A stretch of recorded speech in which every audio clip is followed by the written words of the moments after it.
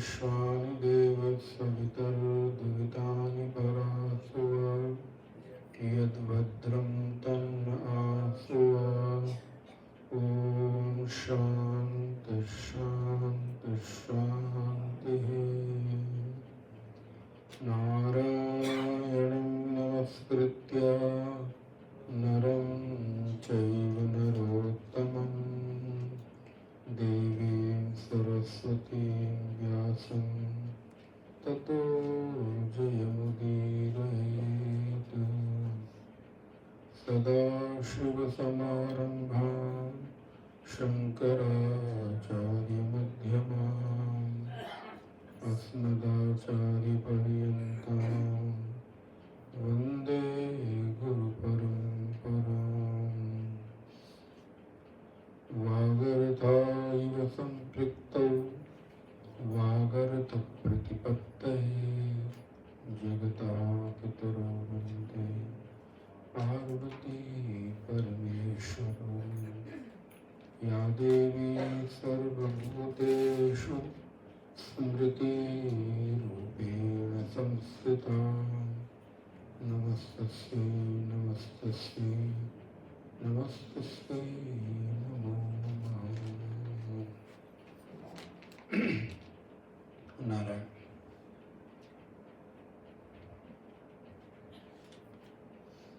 गोविंद मेरो है गोपाल मेरो है गोविंद मेरो है गोपाल मेरो है गोविंद मेरो है गोपाल मेरो है गोविंद मेरो है गोपाल मेरो है।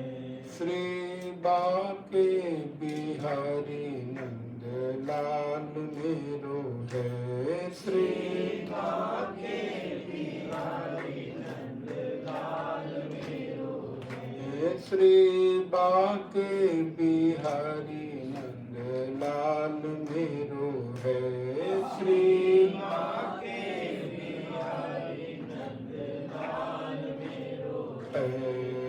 गोविंद मेरो है गोपाल मेरो है गोविंद मेरो है गोपाल मेरो है। वो तो ब्रज को बसैया ब्रज लाल मेरो है वो तो ब्रज को बसैया ब्रज लाल मेरो है वो तो रास रचैया रस राज मेरो है वो तो रास रचैया रस राज मेरो है।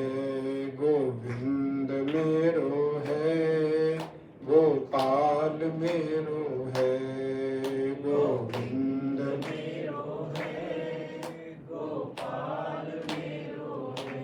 नंदलाल मेरो है नंदलाल मेरो है गोपाल मेरो है गोपाल मेरो है नंदलाल मेरो है नंदलाल मेरो है। बोले श्री कृष्णचंद्र भगवान की। परम मंगल में परात्पर कारण करुणा करुणालय कौशल्यानंद यशोदानंदन देवकी नंदन विजेंद्र नंदन राधा प्राण बल्लभ योगेश्वर भगवान श्री कृष्ण भगवान कृष्ण की साक्षात प्रतिमूर्ति शब्दावतार श्रीमद् भागवत महापुराण श्रीमद् भागवत महापुराण के पवित्र पावन अनुष्ठान के इस मुक्ति स्कंद के एकादश स्कंद में हम लोग 9 योगेश्वरों के संवाद को देख रहे थे। पिछली कक्षा में उसका विश्राम हुआ और नारायण उसी संवाद को आगे बढ़ाते हुए भगवान श्री कृष्ण उद्धव जी को उपदेश दे रहे हैं। श्री सुखदेव जी महाराज राजा परीक्षित को उपदेश दे रहे हैं। और यहाँ पर नारायण भगवान श्री कृष्ण कहते हैं उद्धव को कि हे उद्धव जी, जीवन के भीतर जहां से जो कुछ मिले उसको सीखना चाहिए। ये पूरा संवाद उद्धव और कृष्ण के मध्य चल रहा है। पिछले अध्याय में कुछ श्लोक भगवान श्री कृष्ण ने उद्धव जी को बताए। ये संवाद भी उद्धव और कृष्ण के मध्य का ही है और आगे भी कई सारे अध्यायों में कृष्ण और उद्धव संवाद ही है। तो इसलिए हम लोग आगे जो भी प्रसंग देखेंगे वो भगवान कृष्ण उद्धव जी को उसका उपदेश दे रहे हैं। तो नारायण भगवान कहते हैं श्री भगवानु, आज श्लोक नंबर देखिए 31। भगवान ही कह रहे हैं, भगवान ही बोल रहे हैं। किसको बोल रहे हैं? श्री उद्धव जी को कह रहे हैं। श्री भगवानुवाच यदुनैवं महाभागो ब्रह्मण्येन सुमेधसा पृष्टा सभाजिता प्राह प्रस्रयावनतं द्विजः। भगवान कहते हैं हे उद्धव जी, हमारे जो पूर्वज महाराज यदु थे वो बड़े ही धर्मनिष्ठ थे और नारायण उनके भीतर भगवान की भक्ति का अत्यंत जानने की इच्छा और जिज्ञासा रहती थी। ब्राह्मणों में श्रद्धा रखते थे, ब्राह्मणों की भक्ति करते थे। एक बार महाराज यदु ने महाराज दत्तात्रेय से प्रश्न पूछा कि भगवान आप तो परम विरक्त हैं, परम वैराग्यवान हैं, आपके भीतर ये विरक्तता आई कहां से? यह संवाद महाराज यदु दत्तात्रेय से पूछ रहे हैं और यही बात भगवान श्री कृष्ण उद्धव को समझा रहे हैं कि उद्धव जी, मैं तुम्हें हमारे पूर्वजों ने, ध्यान रखिएगा, प्रसंग स्मरण रखिएगा, हमारे पूर्वज यदु महाराज ने जो महाराज दत्तात्रेय से पूछा था वही मैं तुम्हें सुना रहा हूं। तो ये अभी कृष्ण उद्धव संवाद सतत प्रक्रिया में चल रहा है, पूरा नहीं हुआ। तो वो मैं तुम्हें समझा रहा हूं कि जो हमारे पूर्वज महाराज यदु ने महाराज दत्तात्रेय से पूछा था वो मैं तुम्हें सुना रहा हूं। दत्तात्रेय ने बताया कि उन्होंने 24 तत्वों को गुरु बनाया है। इस प्रकृति के प्रत्येक जीव से उन्होंने सीखा है। पशु पक्षी, पेड़, झरने, नदी, पहाड़ और यहां तक सूर्य, चंद्रमा, अजगर, कपोत, सबको गुरु बनाया। इतना ही नहीं, बोले बाढ़ बनाने वाले को गुरु बनाया, बहेलिए को गुरु बनाया, मधु शहद निकालने वाले को गुरु बनाया। इतना ही नहीं, एक पिंगला नामक वेश्या को गुरु बनाया। तो नारायण, यदि सीखने की ललक और जिज्ञासा हो, सीखने की इच्छा हो, तो समाज के किसी भी तबके के लोगों से आप सीख सकते हैं। आपके घर में काम करने आने वाले किसी सेवक, दास, दासी से, किसी काम करने वाले मजदूर से भी कुछ सीखा जा सकता है।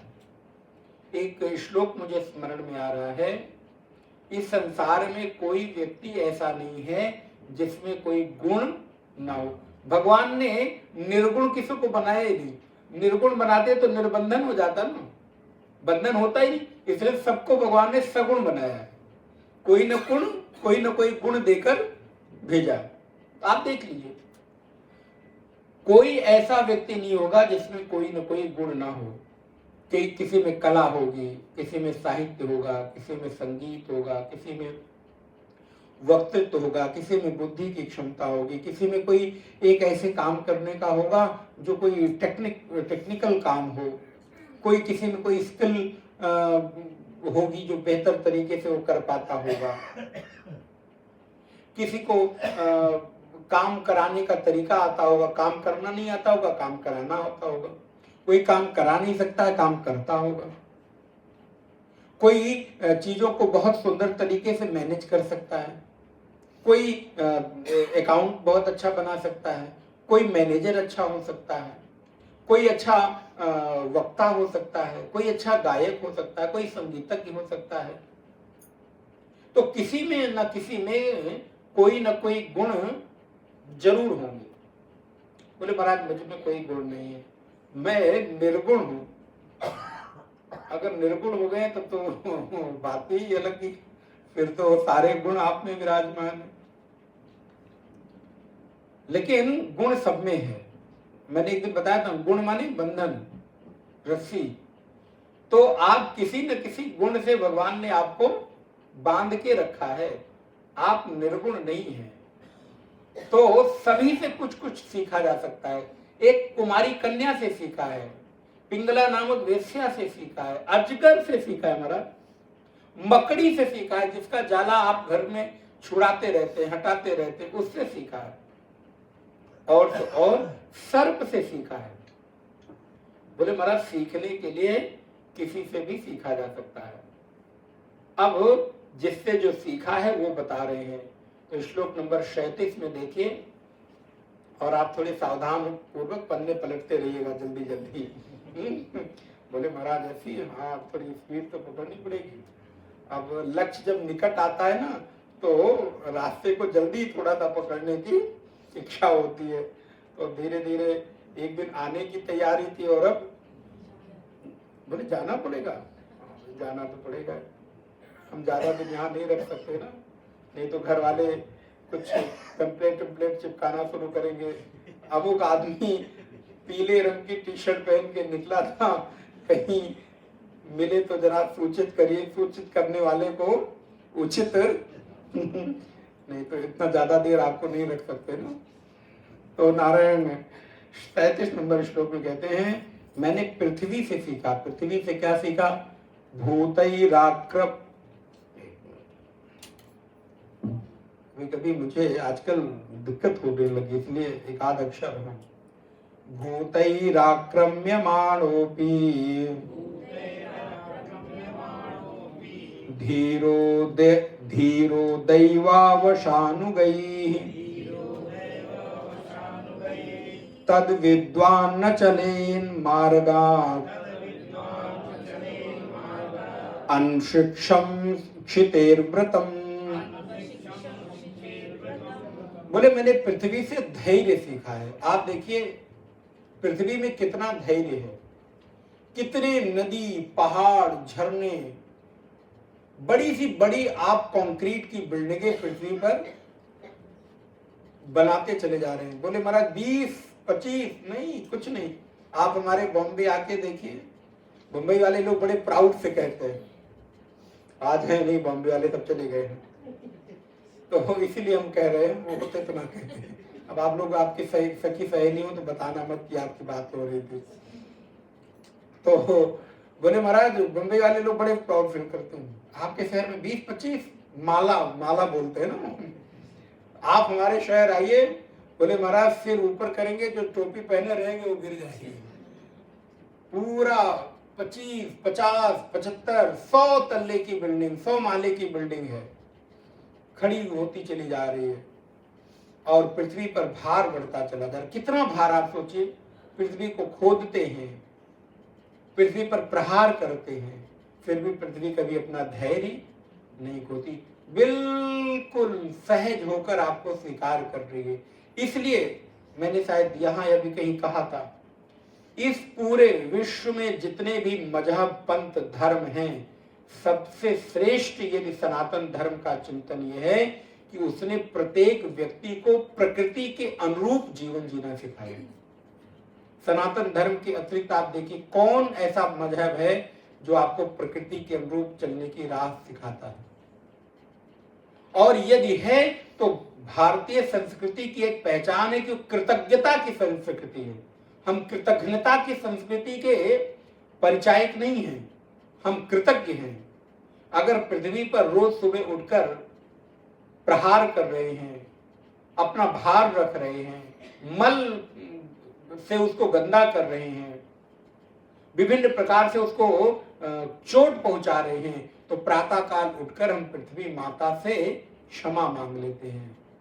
क्राग्रे वसते लक्ष्मी करमध्ये सरस्वती करमूले तु गोविंदः प्रभाते करदर्शनम् समुद्रवशने देवी पर्वतस्तनमण्डले विष्णुपत्नी नमस्तुभ्यं पादस्पर्शम क्षमस्व मे। हे मां, आप मेरी माँ के सदस्य हो। जैसे मैं अपनी माँ की गोद में रहता हूँ, छोटा रहता हूँ, अबोध रहता हूँ, तो कभी उसकी गोद में मल त्याग कर देता हूँ, मूत्र त्याग कर देता हूँ, उछलता हूँ, कूदता हूँ, कभी कभी अपने हाथों से उसको चोट पहुंचा देता हूँ, बाल खींच लेता हूँ, गाल खींच लेता हूँ, कपड़े खींच लेता हूँ, लेकिन फिर भी माँ बदले में हमको चाटा नहीं मारती, बल्कि लाड प्यार ही करती। देखो देखो मेरा बच्चा बड़ा हो गया, बाल खींचने लगा, लाड प्यार करने लगा। वैसे ही हम भी आपके पुत्र हैं, बालक हैं। मैं आपके ऊपर चरण रखने जा रहा हूं, पैर रखने जा रहा हूं, इसलिए समुद्र वशने देवी पर्वत स्तन मंडले, हे विष्णु पत्नी नमस्तुभ्यम पादस्पर्शम क्षमस्व में, मुझे क्षमा कर देना। और क्षमा मांगकर प्रातः काल हम उठकर और इस पृथ्वी पर अपनी पूरी दिनचर्या करते हैं, पूरा अपना जीवन का कार्य संपादित करते हैं, और रात्रि को सोते समय फिर क्षमा मांगकर सोनी चाहिए। माँ, दिन भर हमने आपके ऊपर बहुत सारे उपद्रव किए, उछल कूद की, क्षमा करना, और फिर आप विश्राम करेंगे, क्योंकि आपके पास और कोई विकल्प है नहीं। तो कम से कम क्षमा मांगकर आप अपने उस अपराध से, उस गलती से थोड़ा तो माँ को कृतज्ञता पूर्वक प्रणाम कर सकते हैं। इसलिए हमारे ऋषियों ने कहा प्रातः काल उठो तो सबसे पहले अपने ही हाथों में, आप देखिए क्या कल्पना है हमारे यहाँ ऋषियों की। समुद्र वशने देवी, उसके पहले बोले क्राग्रे वस्ते लक्ष्मी, करमध्ये सरस्वती, अग्रभाग में वस्ते लक्ष्मी, मध्य में सरस्वती, करमूले तो गोविंदा, कर का ये जो मूल है, यहाँ पर भगवान गोविंद का दर्शन। अब ये भावना ही तो है, हमने यहाँ पर भगवान गोविंद को मानकर प्रणाम कर लिया, प्रतीक ही तो है। आप क्या करते हैं, कोई शिला लेकर आते हैं, उसको शिवलिंग की संज्ञा दे देते हैं, भगवान शिव बन जाते हैं, और उसमें शिव मानकर शिव बुद्धि करके पूजन करते हैं। आप रेत उठाते हैं, बालू उठाते हैं, मिट्टी उठाते हैं, पार्थिव का शिवलिंग बनाते हैं और पूजन करके शिवलिंग की भावना कर लेते हैं। तो भावना ही तो प्रधान है। पैर रखने के पहले देवी मां सरस्वती को, पृथ्वी मां को प्रणाम कर लिया, नौ ग्रहों को प्रणाम कर लिया, सूर्य चंद्रमा को प्रणाम कर लिया। ये जीवन का कुछ अभिन्न हिस्सा हो, ये इसमें कुछ समय नहीं लगता, मिनट 2 मिनट का समय लगता है ज्यादा ज्यादा, नियम हो जाए। आंख खुलते ही सबसे पहले हाथ सामने आए, प्रणाम, प्रतिमा को प्रणाम, फिर जो मर्जी आए करो। सोने के समय पृथ्वी मां को प्रणाम किया, सो गए। तो मैंने पृथ्वी से धैर्य सीखा है, और कोई कितना भी आघात क्यों न करे पृथ्वी पर, वो कभी कुछ किसी से बदला नहीं लेती, किसी के ऊपर क्रोध नहीं करती। और मैंने वृक्षों से सीखा है, वृक्षों से सीखा है, जैसे उनका जन्म अपने लिए नहीं होता, दूसरों के लिए होता है। वृक्ष कबो नहीं फल भखे, नदी न संचय नीर। वृक्ष अपना फल स्वयं नहीं खाते, वो दूसरों के लिए जीवन जीते हैं, दूसरों के हित के लिए स्वयं धूप, वर्षा, शीत, घाम सहते हैं और दूसरों को छाया प्रदान करते हैं। तो एक व्यक्ति को वृक्षों से सीखना चाहिए, स्वयं कष्ट सहकर भी यदि किसी के सुख का कारण बन सके तो जरूर उसको सुख पहुंचाना चाहिए। आपकी चेष्टाओं से, आपके प्रयासों से, आपकी उपस्थिति से यदि किसी को सुकून मिलता है, सुख मिलता है, शांति मिलती है, छांव की अनुभूति होती है। इसीलिए हमारे यहां पिता को छांव कहा गया है। पिता की छांव में बेटे बड़े हो जाते हैं, और जिनके ऊपर पिता का छाया नहीं रहती, उनको अनाथ जैसी अनुभूति होती, क्योंकि उनके ऊपर सर्दी, गर्मी, बरसात, छाया सब पड़ती है। पिता भी एक वृक्ष के जैसा है, आने वाली परिवार के ऊपर, बच्चों के ऊपर सारी विपत्तियों का सहन करता है, अपने ऊपर उन विपत्तियों को ओढ़ लेता है और घर परिवार, बच्चों को, पत्नी को, परिवार को छांव प्रदान करता है, शीतलता प्रदान करता है, बच्चों को नए वस्त्र पहना देगा, अपने फटे कपड़े में भी काम चला लेगा। कितनी शीत घाम वर्षा सब सहन करके पालता पोसता है। तो मैंने वृक्षों से सीखा है दूसरों के लिए जीवन जीना। और नारायण, मैंने वायु से सीखा है प्राण वृत्तैव संतुष्टे। मैंने प्राण वायु से सीखा है, दो प्रकार की प्राण वायु है, एक आंतरिक प्राण वायु, एक बाह्य प्राण वायु। मैंने आंतरिक प्राण वायु से सीखा है उतना ही ग्रहण करो जितना तुम्हारी आवश्यकता है, आहार मात्र ही उसका केवल संग्रह है, इसके अतिरिक्त कुछ भी नहीं रखती। और नारायण, मैंने बाहर की वायु से सीखा है जहां भी जाना पड़े जाओ, लेकिन वहां की चीजों से प्रभावित मत हो। वायु देखिए बहती है, चलती है, समुद्र से बह रही है तो आपको थोड़ी नमी का एहसास करा रही है। कहीं पहाड़ पे चले जाइए, बर्फ पे चले जाइए तो वही वायु आपको शीतलता का अनुभव कराती है। रेगिस्तान में चले जाइए तो वही वायु आपको गर्माहट का अनुभव कराती है। तो वायु बहती है, बाग से बहेगी तो सुगंध लेकर जाएगी, किसी दुर्गंध स्थान से बहती है तो वो दुर्गंध भी लेकर जाएगी, लेकिन थोड़ी देर बाद वो दुर्गंध भी छोड़ देती है और सुगंध भी छोड़ देती है। वायु अपने साथ किसी को साथ बांध कर नहीं रखती है, जाती हर जगह है, बंधती किसी से नहीं। बोले उसी प्रकार साधक को भी विषयों का भोग करो लेकिन विषयों से बंधो मत, विषयों का उपयोग करो लेकिन विषयों से बंधो मत। अपने आप को निर्लिप्त रखो, कभी तुम्हें किसी भी तरह के विषय बांध न सके। वायु की तरह अपने आप को असंग रखो। वायु है, अनुभव में आती है लेकिन दिखती नहीं है। अभी आपको शीतलता का अनुभव हो रहा है, एसी चल रही, शीतलता का अनुभव हो रहा है, लेकिन वायु दिख नहीं रही है, केवल अनुभव हो रही है। ठीक उसी प्रकार आप भी अपने चित्त में विषयों को दिखने मत दो, उसके उपयोग की अनुभूति कर लो और आगे बढ़ जाओ। जब जरूरत पड़े, जितना आवश्यकता पड़े, उन विषयों का उपयोग करो और आगे बढ़ जाओ। ये मनुष्य जीवन है। देखो, बिना चीजों के संग्रह के आप रह नहीं सकते। मानवीय जीवन बिना संग्रह के और बिना संबंधों के नहीं रह सकता, ये भी सच है। हम आपको बार बार ये कह रहे हैं त्याग त्याग करो, लेकिन ये भी एक शाश्वत सत्य है, जीवन का पहलू है कि मानवीय संबंध बिना संबंधों के नहीं रह सकता। आप एक सामाजिक प्राणी हो ना, आप प्राकृतिक प्राणी नहीं हो। सामाजिक प्राणी होने के कारण समाज आपके जीवन का हिस्सा है। समाज तो रहेगा ही रहेगा, हाँ कम ज्यादा वो अलग की बात है, लेकिन सबका समाज है। यहां बैठे हुए प्रत्येक व्यक्ति का अपना संसार है। ये एक जगत तो परमात्मा का है जिसके मालिक जगदीश्वर है, लेकिन यहां बैठे हुए प्रत्येक व्यक्ति का अपना संसार है, और उस संसार के मालिक आप खुद हो, जिसकी निर्मिति, जिसका क्रिएशन आपने खुद ने किया है। आप देखिए, आप जितने भी यहां लोग बैठे हैं, सबके संसार अलग अलग है। एक बच्चे का संसार अलग है, एक युवा का संसार अलग है, एक व्यापारी का संसार अलग है, एक नौकरी करने वाले का संसार अलग है, एक सन्यासी का संसार अलग है। बोले सन्यासी के भी संसार? बोले बिल्कुल है, इसी समाज में रहते हैं, उसका अपना एक जीवन है, उसका अपना एक दायरा है।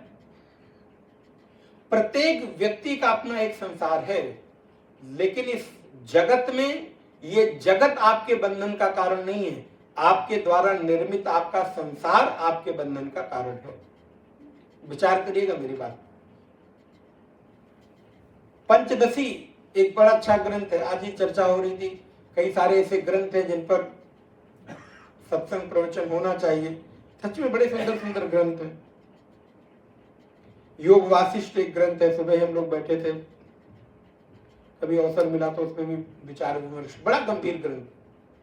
पंचदशी बहुत गंभीर ग्रंथ है, और संभव है कि इस बार कुंभ में सत्संग के मध्य पंचदशी ग्रंथ लेने की इच्छा है, यदि अवसर और अनुकूलता रही तो। पंचदशी में महाराज विद्यारण्य स्वामी जी बड़ी सुंदर बात कहते हैं। बोले इस संसार में दो प्रकार की सृष्टि है, एक ईश्वरकृत सृष्टि है, एक जीवकृत सृष्टि है। ईश्वरकृत सृष्टि बंधन का कारण नहीं है।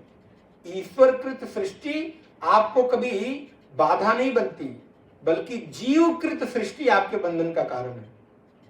विचार करिए। और हम दोष भगवान पर देते हैं, क्या करें भगवान उतना उलझा रखा है ना, क्या करें, छोड़ता नहीं, ये है वो है भगवान। अरे भैया, भगवान के जो संसार है, भगवान की जो सृष्टि है, वो आपके उत्थान में हेतु है, उत्थान में कारण बनती है। आपने अपनी जो सृष्टि बना रखी है, आपने अपने जो संसार की निर्मिति कर ली है, और रोज रोज एक नए नए संसार की रचना करते जा रहे, वो बंधन का कारण है। रोज आए दिन एक नए संसार का सृजन हो रहा है, नए नए संबंधों की स्वीकृति होती जा रही है। तो जितने जितने संसार की बढ़ोतरी करते जाओगे, उतने उतने आपके दुख का कारण भी बढ़ता चला जाएगा। अच्छा ये बताओ, अगर आपको आपके परिचय में 50 लोग हैं, तो आप 50 लोगों के जीवन में होने वाले सुख दुख से ही प्रभावित होंगे ना। अगर उनके यहाँ 50 लोगों में किसी के यहाँ सुख होगा तो आपको सुख होगा, और 50 लोगों को दुख होगा तो आपको दुख होगा। वही अगर आपका संबंध 1000 लोगों से हो तो 50 लोग तक सीमित है, तो साल में 50 घरों में एक एक दिन मान लो सुख दुख होता तो 50 दिन। लेकिन अब आपके पास 1000 संबंध है, तब बोले महाराज साल में एक दिन नहीं, साल में लगातार रिपीट होता रहेगा, हर रोज किसी के सुख से सुखी, किसी के दुख से दुखी। तो जितना जितना संबंध आपका कम होता जाएगा, उतने उतने आपके सुख दुख का कारण भी कम होता जाएगा। इसलिए भगवान कहते हैं कच्छप की तरह साधक को अपने हाथ पांव को समेट लेना चाहिए। जैसे कछुआ अपना हाथ पैर समेट कर बैठ जाता है ना, बोले ऐसे ही कच्छप की तरह, कछुए की तरह साधक को भी अपने संबंधों को धीरे धीरे समेट लेना चाहिए। कम से कम व्यवहार रखना चाहिए, क्योंकि जितने कम लोगों से संबंध, जितने कम लोगों से व्यवहार होगा, उतने ही आपके सुख दुख से प्रभावित होने का अवसर भी कम ही मिलेगा। जितना अधिक अधिक आप अपना विस्तार करते जाओगे, उतने अधिक अधिक आपके जीवन में प्रभाव पड़ने की भी संभावना बढ़ती चली जाएगी। इसलिए हमने उस वायु से सीखा है, अपनी मस्ती में बहना, किसी का संग न करना। बहो, सबके साथ बहो, मिलो सबके साथ, लेकिन कैसे? बोलो निसंगता पूर्वक, वायु की तरह, किसी से चिपको मत। अनुभव में आए, लेकिन अनुभव में आने के बाद आप किसी के साथ चिपको मत। और वायु का जो गुण है उसको स्वीकार करो, निसंगता, असंगता। फिर कहते हैं, हे राजन, मैंने सभी पदार्थों से कुछ ना कुछ सीखा है, और फिर मैंने, श्लोक नंबर 44 देखिए, स्वच्छः प्रकृतिताश्नद्धो माधुर्यस्तीर्थभिर्नृणाम् मुनिः पुनात्यापाम् मित्रमिक्षोभस्पर्शन कीर्तनैः। जल से मैंने सीखा है। बोले जल से क्या सीखा है? स्वच्छता, चिकनाहट, मधुरता, स्निग्धता, पवित्रता। जैसे गंगा का जल सभी को पवित्र कर देता है, जैसे गंगा की धारा में स्नान करके मन निष्पाप हो जाता है, कहीं मल लगा हो, कीचड़ लगा हो, गंदगी लगी हो, धूल लगी हो, जल आपको पवित्र कर देता है, पावन कर देता है। बोले ऐसे ही भगवत स्मरण भी, भगवत उच्चारण भी लोगों को पवित्र पावन कर देता है। इसलिए मैंने पवित्रता सीखी कि हृदय जितना अधिक पवित्र रहेगा, निष्पाप रहेगा, चित्त में मल के चिपकने की उतनी संभावना कम रहेगी। आप देखिए, अगर आपको पवित्रता से रहने का स्वभाव पड़ जाए, पवित्रता से रहने की आदत पड़ जाए, तो आपको गंदगी पसंद नहीं आती। एक क्षण, एक पल की का भी मल आपको अच्छा नहीं लगता, एक धूल का कण आपको अच्छा नहीं लगता। और वही कहीं कहीं किसी को बोले महाराज उनको पवित्रता अच्छी नहीं लगती, गंदगी अच्छी लगती है। कपड़े देखो तो, स्वयं को देखो तो, घर को देखो तो, सब कुछ है लेकिन सब अस्त व्यस्त पड़ा है। सामान घर में इतना है कि महाराज चलने की जगह नहीं, ठोकरें लग रही, झाड़ू लगाने की जगह नहीं, सब अस्त व्यस्त इधर से उधर पड़ा हुआ है। बेडरूम में चले जाओ तो बोले महाराज बैठने की जगह नहीं, किस तरह उस बिस्तर पे सो जाते हैं, बस ये बड़ी बात है। तो बोले अगर पवित्रता का आदत हो जाए तो आपको धीरे धीरे वैसे ही रहने का स्वभाव बन जाता है। अच्छा, बड़ी मजे की बात है, जो ऐसे ही अव्यवस्था में रहते हैं ना, उनको अव्यवस्था गंदगी लगती भी नहीं, वो गंदगी नहीं लगती उनको सामान ठीक करके दे दो तो उनको अटपटा लगेगा। कुछ लोग होते हैं ऐसे, बोले महाराज उनको वैसे ही ठीक है।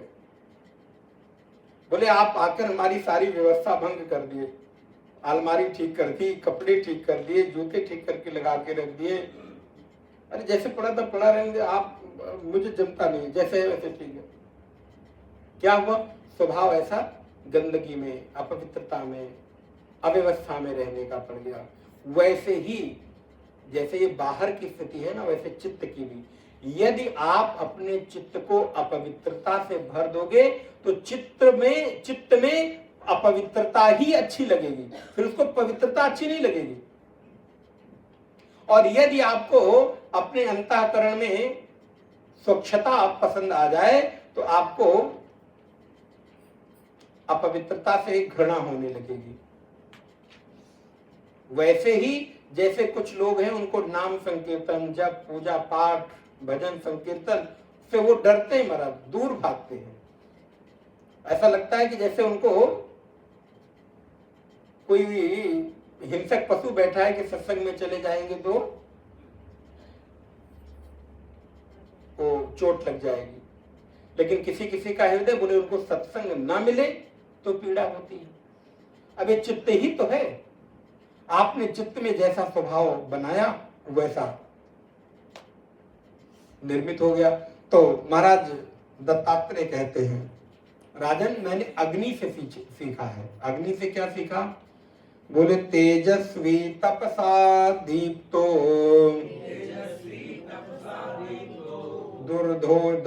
दुर्धोषधर भाजनः सर्वभक्षोपि युक्तात्मा नादत्ते मलम अग्निवत।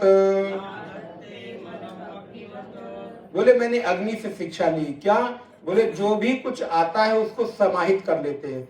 अग्नि में जो कुछ भी डालो, अग्नि किसी को कुछ मना नहीं करती, सब समाहित कर लेना। वैसे ही साधक को चाहिए सभी को अपने भीतर समाहित कर लेने की क्षमता हो। 1000 लोग भी अगर आपसे मिले तो हजारों को ये अनुभव हो कि आप के साथ उनकी प्रियता की अनुभूति है।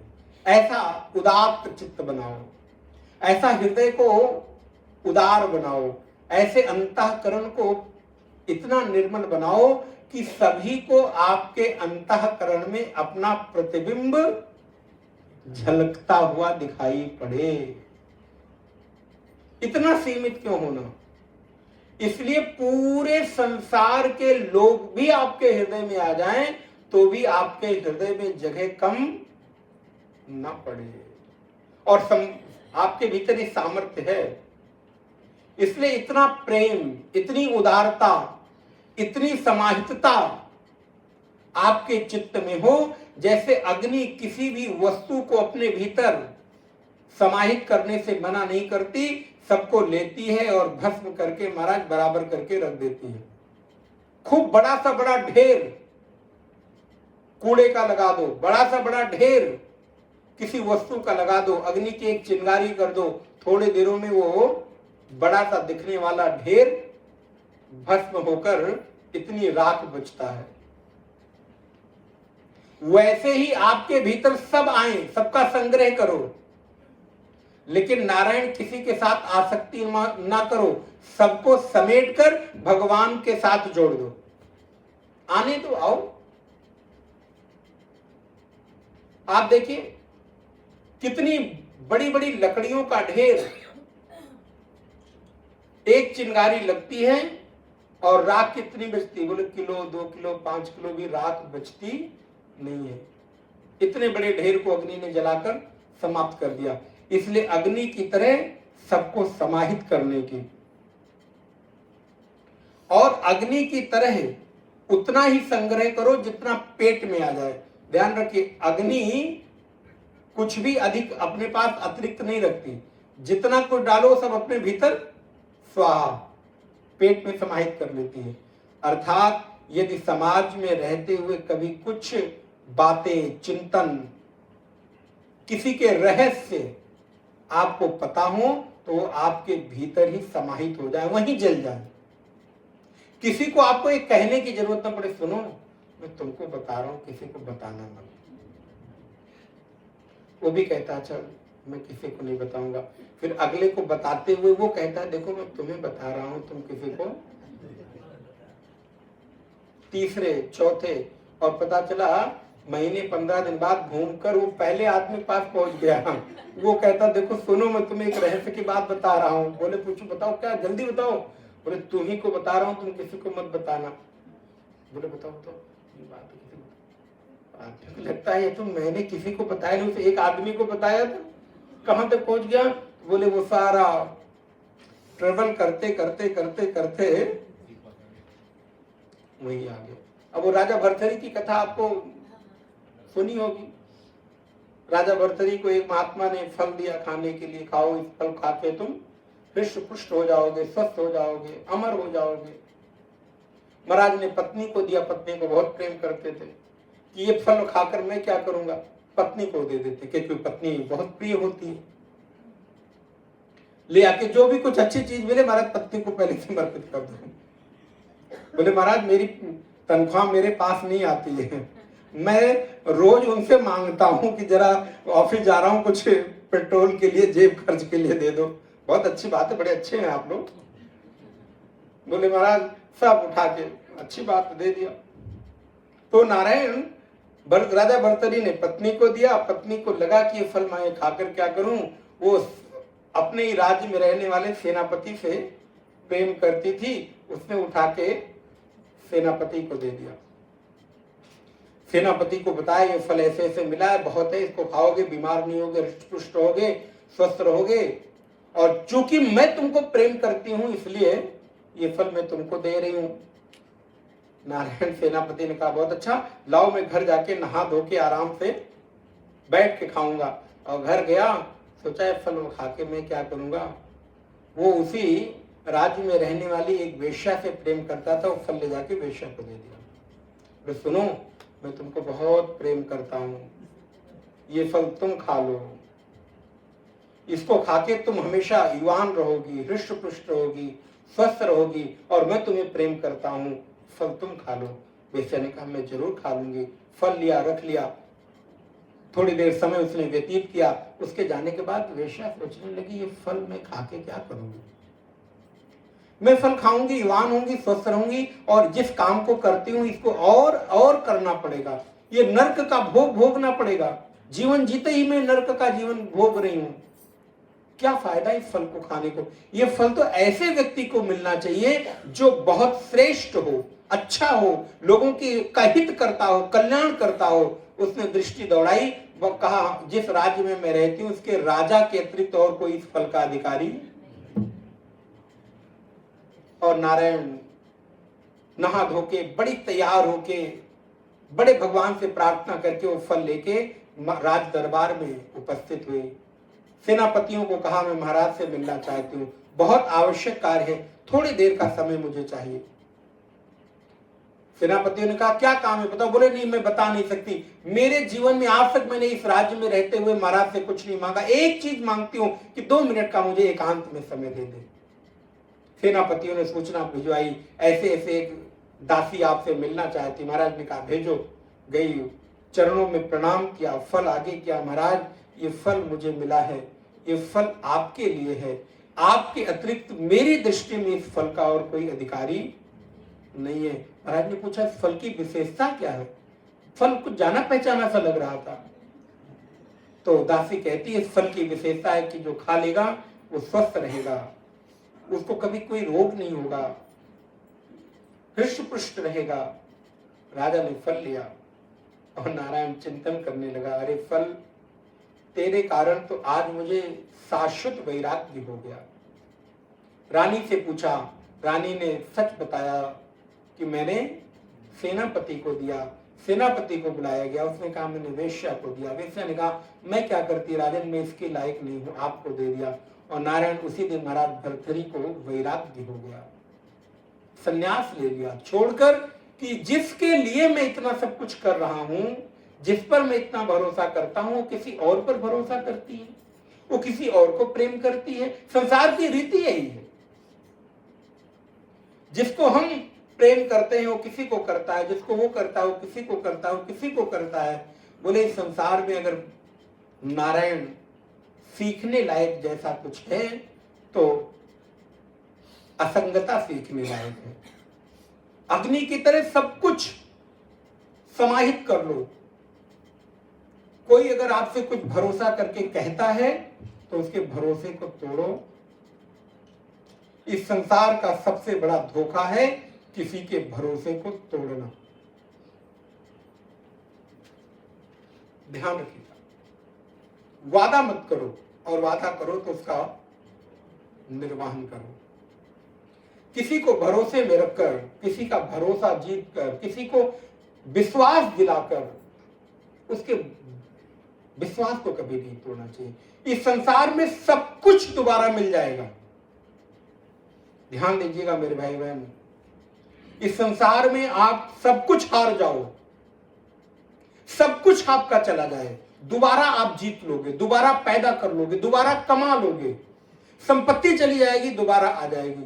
इसी जीवन में देखते देखते लोग अरबपति से कंगाल हो जाते हैं और फिर 1-2 साल बाद फिर अरबों खरबों कमा लेते हैं। पैसा कमा लोगे, संपत्ति कमा लोगे, लेकिन एक बार यदि भरोसा टूट गया ना, भरोसे की संपत्ति यदि आपसे लुट गई तो वो जीवन में कभी नहीं कमा सकते हो, क्योंकि विश्वास बहुत नाजुक है, बहुत नाजुक है, कोमल है। अगर एक बार कोई आप पर भरोसा करे या आप किसी पर भरोसा करो तो कोशिश ये करो कि हर हाल में, हर परिस्थिति में उस भरोसे को कायम रखो, उस भरोसे को जीवित रखो, टूटने मत दो। या तो किसी को आश्वासन दो मत, और दो तो पूरा करो। इस जीवन की अमूल्य संपत्ति है विश्वास। जे श्रद्धा संबल रहित, नहीं संतन कर साथ, तिन कहूं मानस अगम अति, जिनई न प्रिय रघुनाथ।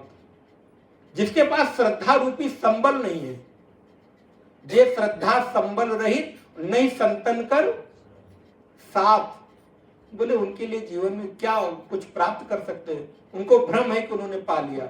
जाए रही पाई बिन पाई, सब कुछ पाकर भी उन्होंने गंवा दिया। इसलिए जीवन में अगर कभी भरोसा करो या आप पर कोई भरोसा करे तो कोशिश करो कि भरोसे को जीवन के अंतिम क्षण तक पूरा कर सको।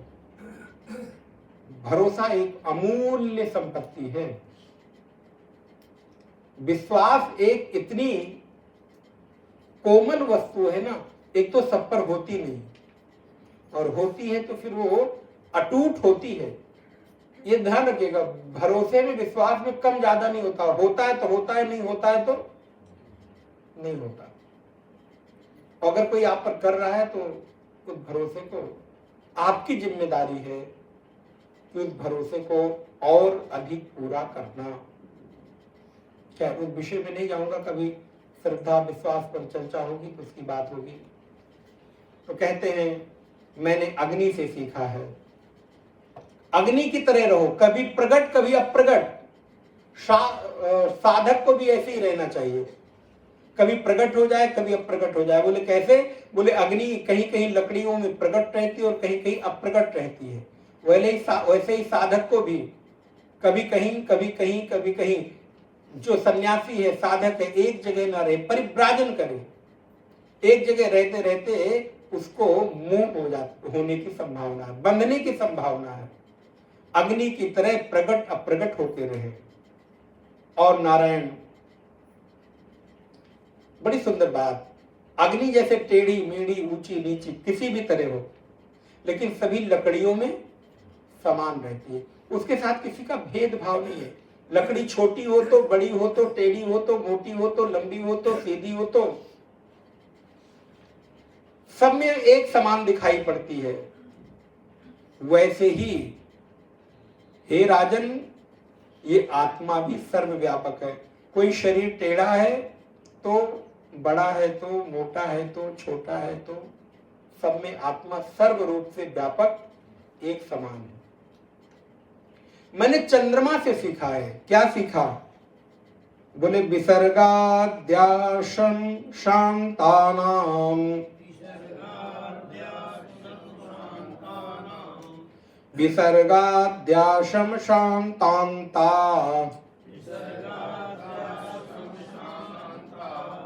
भावा देहस्य नात्मनः, कालानामिव चंद्रस्य, कालेना व्यक्तवर्त्मना। बोले चंद्रमा से मैंने सीखा है गति। जैसे चंद्रमा की गति कभी घटती है कभी बढ़ती है। चंद्रमा की 16 कलाएं हैं। जैसे जैसे पूर्णिमा आती है चंद्रमा बढ़ता जाता है, पूर्णिमा समाप्त होते पुनः प्रतिपदा से चंद्रमा घटता चला जाता है। चंद्रमा की कलाएं घटती बढ़ती रहती हैं। अब आप अभी सिंधु में गए, देखिए चंद्रमा पूर्णिमा कल होने वाली है। पूर्णिमा के प्रभाव से समुद्र घट और बढ़ रहा है, तो चंद्रमा की कलाओं का प्रभाव समुद्र पर दिखाई देता है। तो नारायण, ये चंद्रमा से मैंने क्या सीखा? बोले मैंने चंद्रमा से सीखा है घटना और बढ़ना। लेकिन ये घटना और बढ़ना, बोले ये उसकी किरणों में होता है, लेकिन चंद्रमा का जो मूल रूप है वो वैसा का वैसा ही रहता है। वैसे ही जन्म से लेकर मृत्यु पर्यंत शरीर में घटना बढ़ना है, लेकिन जन्म का जो मूल आधार आत्मा है वो न घटती है न बढ़ती है। चंद्रमा की कलाएं घटती बढ़ती हैं। सूर्य को हमें लगता है कि उसकी किरणें मंद हो गई और आज प्रकट हो गई, लेकिन सूर्य तो ज्यों का त्यों है। वैसे शरीर में घटना बढ़ना है, शरीर की आयु बढ़ रही है। शरीर में 6 प्रकार के विकार हैं। शरीर में 6 प्रकार की स्थितियां हमको देखने को मिलती हैं। बोले सबसे पहले अस्थि शरीर होता है। कहां? बोले माता और पिता के द्वारा शरीर को गर्भ में स्थापित किया जाता, अस्थि। फिर जायते पैदा होना, वर्धते बड़ा होना, अस्थि जायते वर्धते विपरिणमते बदलाव होना, फिर धीरे धीरे 50 साल के बाद अपक्षीय थे, घटना, फिर घटना। कितने हो गए? 5 हो गए। अस्ति, जायते, वर्धते, विपरिणमते, अपक्षीयते और फिर अंतिम में विनश्यति, नाश को प्राप्त हो जाना। ये घटना बढ़ना शरीर का हिस्सा है। शरीर के घटने बढ़ने से आत्मा में कुछ भी परिवर्तन नहीं होता। मैंने चंद्रमा से ये सीखा है। हे राजन, मैंने सूर्य से सीखा है। क्या सीखा? बोले गुणई गुणानुपादत्ते यथा कालम विमुच्यति न तेषु युज्यते योगी गोभिर गांव युव गोपति। बोले मैंने सूर्य से शिक्षा ग्रहण की कि वो किसी विषय में आसक्त नहीं होता और आवश्यकता पड़ने पर सूर्य अपनी किरणों से पूरी सृष्टि को जीवन देता है, लेकिन बदले में किसी से कुछ चाहता नहीं है। और सूर्य अपनी किरणों के द्वारा समुद्र से जल को अवशोषित करता है और जहां जरूरत होती है वहां ले जाकर बरसा देता है। समुद्र से मैंने ये सीखा है, कहीं कुछ अधिक है तो उठा लो, जहां नहीं है वहां दे दो। देखो कितनी सुंदर शिक्षाएं हैं। अगर आपके पास बहुत है तो जिनके पास नहीं है जरा उनको मदद कर दो, किसी को औषधि दे दो, किसी को अन्न दे दो, किसी को अक्षर का ज्ञान करा दो, किसी को वस्त्र दे दो, किसी की अन्य सेवा सहयोग शुश्रूषा कर सकते हो तो कर दो। आप करोगे तो आपको मिलेगा। ध्यान रखिए, सृष्टि का नियम है। आज आपको मिला है ना, तो बांध के मुट्ठी पकड़ के रखो मत, इस मुट्ठी को खोलो, उलीचते रहो। जितना उलीचोगे, ये नियम है, उतना ही भरता जाएगा। पानी को जितना उलीचो, देखो पीछे से अपने आप रस रस के वो गड्ढा भरता रहता है। तुलसी पंक्षी के पिए घटे न सरिता नीर। तुलसी पंक्षी के पिए घटे न सरिता नीर। अपने नीर से, अपनी नदी के उस अथाह वस्तुओं में से कुछ 1-2 चीजें दान कर दोगे, दे दोगे जरूरतमंदों को, तो उससे आपका घटेगा नहीं। किसी पक्षी के पानी पी लेने से समुद्र नदी का जल कम नहीं होता। परमार्थ के कारण साधुन धरा शरीर। महात्मा लोग भी तो अपना जीवन दे रहे हैं, किसके लिए दे रहे हैं? परमार्थ के लिए। उनको बदले में क्या चाहिए, क्या मिल रहा है? लेकिन संसार को सद्मार्ग पर चलाए रखने के लिए, संसार को शिक्षा देने के लिए वो अपने जीवन को उत्सर्ग कर देते हैं, न्यौछावर कर देते हैं। हमारे भारत माँ के कितने वीर सपूत माँ भारती के ऊपर अपने प्राणों का न्यौछावर कर देते हैं। देश में न जाने कितने वीर सैनिक शहीद हो जाते हैं देश की सुरक्षा करते हुए। बदले में थोड़े पैसे मिलने से उनके उस उत्सर्ग को कभी आप कम नहीं कर सकते। इसलिए मैंने सूर्य से सीखा है, पानी को लेना और त्याग देना, दे देना, छोड़ देना जहां जरूरत है। समुद्र के पास अथाह जल है, बोले उससे ले अवशोषित करता रहता है, और रेगिस्तान में, पठार में, मरुभूमि में, मैदानी इलाकों में ले जाके बरसाता रहता है। अगर मेघ वर्षा न करे तो हम लोगों की क्या गति हो? अच्छा, मेघ अगर अपने पास सारा पानी रख ले तो? इसलिए जरूरत पड़े तो जल दान करो, आवश्यकता हो भगवान कृपा करे अन्न दान करो, वस्त्र दान, औषधि दान, अक्षर का दान, विद्या का दान, जो भी आपसे यथासंभव जब भी हो सकता है। और चिंता नहीं करो घट जाएगा, ना घटेगा नहीं, ये भरोसा रखो। आप देखो भगवान जगन्नाथ की छत्र छाया में आप बैठो, हजारों हजार कुंटल रोज महाप्रसाद का क्रम अनवरत वर्षों से चलता चला आ रहा है। लोग आ रहे हैं, महाप्रसाद पा रहे हैं, जा रहे हैं। नई नई रोज कितने सारे बर्तन पात्र बनते चले जा रहे हैं। परमार्थ करने से आज तक कभी कोई दरिद्र नहीं हुआ। न देने से दरिद्र हुआ, ये तो देखा गया है। ये गजब का नियम है महाराज। बटोर कर रखने से दरिद्रता आती है, बांटने से दरिद्रता नहीं आती। इसलिए भारतीय संस्कृति बटोरने की नहीं, बांटने की संस्कृति है। यहां हम देकर खाना सीखते हैं। हम अपना भोजन भी भगवान को अर्पित करके तब खाते हैं। इसलिए सूर्य से मैंने सीखा, हे राजन, संग्रह करो, लेकिन जहां ना हो वहां पर उसको त्याग कर दो, दे दो। और हे महाराज यदु, मैंने सीखा है, जंगल में रहने वाले एक कबूतर से सीखा है। श्लोक नंबर 53। कपोताकश्यदारण्ये कृतनीडो वनस्पतौ कपोत्या भार्यया सार्धः, सार्धाम है, कपोत्यास भार्यया सार्ध्याम उवास कतिचित् समाः। बोले राजन, एक जंगल में कबूतर और कबूतरी रहती थी, माने कबूतर का जोड़ा रहता था। अभी बहुत लंबा कथा है। कबूतर और कबूतरी का जोड़ा रहता था, आपस में उसको बहुत प्रेम था। समय आने पर नारायण, कबूतर पूरा प्रयास करता कि अपनी पत्नी कबूतरी की इच्छाओं की पूर्ति करना।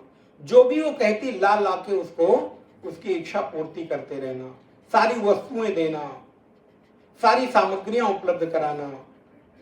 और एक दिन नारायण, उस कबूतर और कबूतरियों को बच्चे हो गए, उनके छोटे छोटे नन्हे बच्चे हो गए। उन्होंने घोंसला बनाया, उस घोंसले में अंडा दिया और अंडे में छोटे बच्चे हुए, उनके पंख निकल आए। कबूतर कबूतरी का अब तक जीवन था, अब उनका जीवन अपने से अलग बच्चों का जीवन हो गया। ध्यान रखिए, विवाह होता तो पहले दो के एक दूसरे का ख्याल रखते हैं, विवाह के बाद फिर दोनों की प्राथमिकता एक दूसरे नहीं रह जाते, बच्चे हो जाते हैं। उन दोनों की भी स्थिति, गृहस्थ धर्म की यही रीति है। तो नारायण, पहला बच्चा हो गया तो पहले उस पर, और दूसरा हो गया तो पहले से ध्यान हटके दूसरे पे अधिक हो गया। तो नारायण, कबूतर और कबूतरी को भी लगा कि घोंसले में बच्चा हो गया है। एक दिन उस बच्चे के लिए दाना चुगने के लिए, क्योंकि 2 से अधिक लोग हो गए हैं, दाना चुगने के लिए कहीं उड़ गए। और नारायण दोनों दाना चुगने गए हैं। इधर उस घोंसले में वो कबूतर और कबूतरी के बच्चे छोटे छोटे चू चू चू कर रहे हैं। बहेलिया उधर से गुजरा, उसने देखा, वाह आज तो बड़ा अच्छा शिकार फंसा है। उसने जाल फेंका और नारायण उन दोनों कबूतर कबूतरी के बच्चों को जाल में फंसा लिया। थोड़ी देर बाद कबूतरी लौट कर आई, जाल में फंसा हुआ अपने बच्चों को देखी, बेहताशा दौड़ पड़ी और कुछ नहीं देखा, वो भी जाकर उसी जाल में फंस गई। बाहर से दौड़ता हुआ कबूतर आया, देखता है कि मेरे बच्चे फड़फड़ा रहे हैं, मेरी पत्नी जाल में फंसी हुई है। और नारायण अब वो भी उन दोनों को जाल में फंसा हुआ देखकर बड़ा पीड़ित होने लगा, दुखी होने लगा। अब उनके दुख को वो सहन न कर सका और नारायण देखता हुआ कि ये दोनों जाल में फंसे हैं, उलझे हैं, इनका प्राण संकट में है, उसके बाद भी वो भी उनसे प्रेम करने के आसक्ति के कारण वो भी जाल में जाकर फंस गया। श्लोक नंबर 70 देखें। मैंने पूरी कथा को आपको संक्षेप में सुनाया है। सोहम शून्ये गृहे दीनो मृदारो मृत प्रजा जिजीविषे किमर्थम त्वा जिजीविषे किमर्थम वा विधुरो दुख जीवितः। मेरे बच्चे मर गए, मेरी पत्नी मर रही है, मेरे आंखों के देखते देखते मेरा परिवार उजड़ जा रहा है। अब पत्नी नहीं, बच्चे नहीं, तो मैं अकेला जीवन जीकर क्या करूंगा। और नारायण इस अकेले घर में, सूने घर में मैं कैसे रहूंगा। ये नारायण सत्य है, सत्यता है संसार की। हम बच्चों को पालते हैं, पोसते हैं, बड़ा करते हैं, बच्चे फिर नारायण उस चिड़िया की घोंसले की तरह छोड़कर और फिर विदेश उड़ जाते हैं। आपके बच्चे अगर आपके साथ हैं तो बड़ी आपके ऊपर भगवान की कृपा है, नहीं तो प्राय पढ़ाई लिखाई की आपने खूब। बोले महाराज मेरे बच्चों को खूब पढ़ाया लिखाया, खूब आगे बढ़ाया। क्यों? क्योंकि अच्छे पढ़ाएंगे, संस्कार देंगे तो हमारे काम आएंगे। और फिर महाराज पता चला अब साल में कभी एक बार किसी ओकेजन पे मिलना हुआ तो हुआ, हम चले गए कभी, कभी वो चले आए। ये स्थिति प्राय हमारे समाज की होती जा रही है। तो कबूतर कहता है, अब देखिए बच्चे मर गए, पत्नी मर रही है, सब कुछ मेरे हाथ से छूटता चला जा रहा है, मैं अकेले सूने घर में क्या करूंगा, कैसे रहूंगा। और नारायण ये विचार करके उसने भी उस जाल में जाकर अपने आप को समाहित कर दिया। श्री दत्तात्रेय महाराज कहते हैं, यह प्राप्या मानुषम लोके मुक्ति द्वार मपावृतम। अरे ये मुक्ति का द्वार मनुष्य जन्म मिला था, इसको पाकर तुमने अपनी अहित कर ली, अपना हानि कर लिया। इस द्वार को खोलकर परमात्मा के साथ मिलकर एकाकार हो जाना चाहिए था। लेकिन मनुष्य भी कैसा है, बोले ग्रहेषु खगवत। देखिए क्या उदाहरण दिया, बोले खगवत, उस खग की तरह, कबूतर की तरह ये मनुष्य भी उस गृहस्थ धर्म में उलझकर गृहस्थी में फंसा हुआ अपने जीवन को समाप्त कर लेता है। और जहां इसको आरूढ़ होने की, ऊपर उठने की संभावना प्राप्त थी, वो वहां से नीचे की ओर गिर जाता है। और उनके लिए जीवन समर्पित करना अपने आप को बहुत बड़ा बुद्धिमान समझता है। अरे जिनके लिए जीवन समर्पित कर रहे हो वो कोई किसी के साथी नहीं इस दुनिया में, ध्यान रखिएगा। इस दुनिया में सब अपनी अपनी यात्रा कर रहे हैं।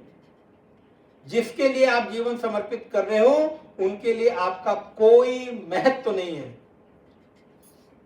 लेकिन खग की तरह, उस पक्षी की तरह, कबूतर की तरह, बोले ये भी जाल में फंसकर फड़फड़ाता है और धीरे धीरे करके अपने प्राणों को शांत कर देता है।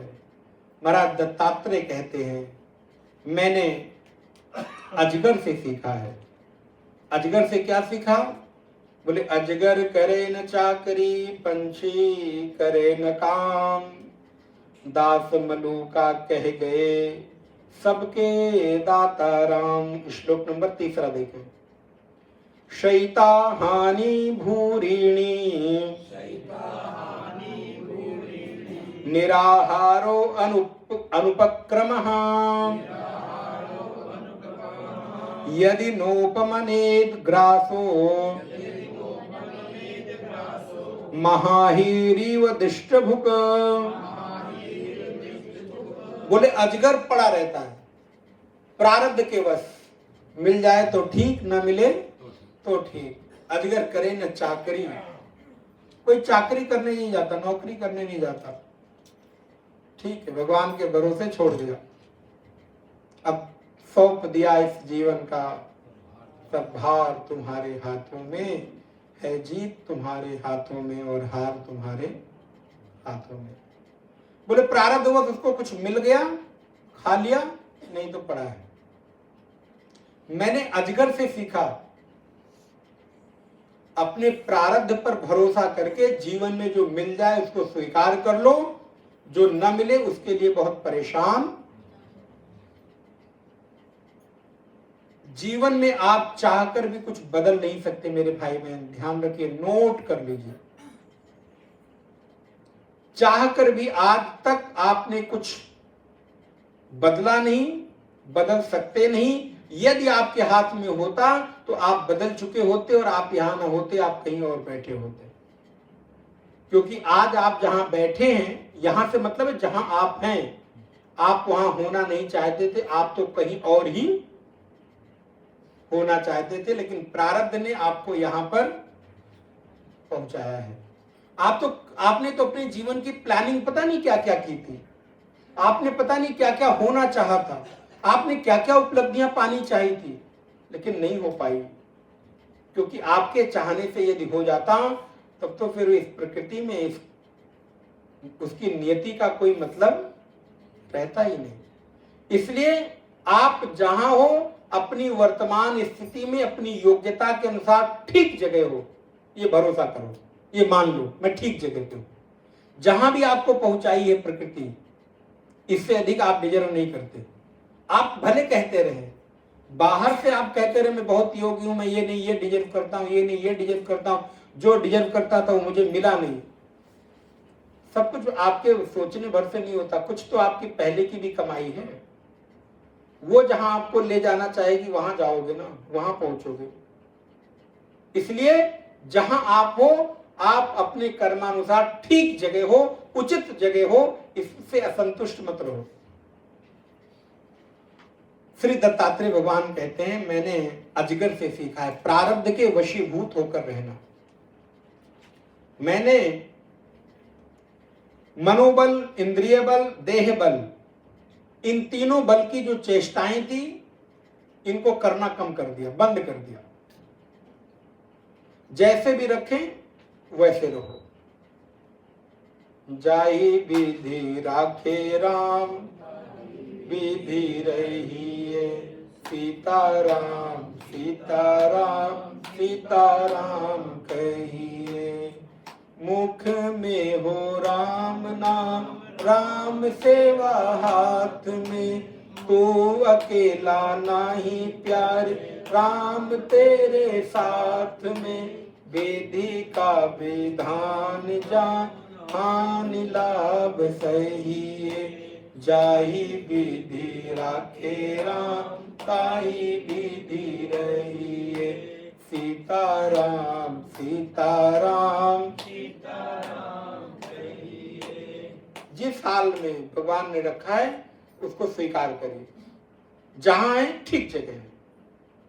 मैंने अजगर से सीखा, मैंने महाराज समुद्र से सीखा है।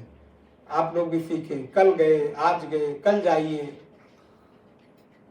लेकिन अपने को बचाइए, चोट वोट मत लगाइए। नहाने में पता चला महाराज घुटने छिल गए। महाराज आपके भी छिले, अब हमें क्यों बताओ मेरा छिला है कि नहीं। हम नहीं बताने वाले। तो बोले महाराज समुद्र से सीखा। समुद्र से क्या सीखा? बोले मैंने समुद्र से सदा प्रसन्न रहना सीखा। अच्छा, समुद्र के किनारे गए, समुद्र को कभी उदास देखा? बोले महाराज जब देखो तो मुंह लगा कर दो। घर में पति महोदय पूछ रहे हैं क्या हो गया? बोले नहीं बात नहीं करनी है। क्यों बात क्यों नहीं करनी, बताओ तो। बोले नहीं बात नहीं करनी। अच्छा, तो उनको भी लगा चलो अच्छा हुआ 2-4 दिन के लिए छुट्टी मिली। और जैसे ही उनको पता चला अच्छा छुट्टी मिली, महाराज अगले ही पल सामने खड़ी। तो बोले महाराज पहले कोप भवन होता था, एक कमरा। बोले अब कोप भवन नहीं बनाते, आर्किटेक्ट आजकल के बेकार। माताओं ने आर्किटेक्ट को फेल कर दिया, हमारे लिए कोप भवन नहीं बनाया। कैकेयी को कोप भवन मिला तभी तो उनको वरदान मिला। बोले महाराज आर्किटेक्ट ने बड़ा अच्छा उत्तर दिया। बोले अब एक कमरा नहीं पूरा घर ही कोप भवन है, तो मैं कहाँ पे एक कमरा अलग से बनाऊं। ड्राइंग रूम में देखो तो चेहरा लटका के बैठे हैं, बेडरूम में देखो तो चेहरा लटका के बैठे हैं, लॉन में देखो तो चेहरा लटका के बैठे। बोले हर जगह कोप भवन बना बैठे।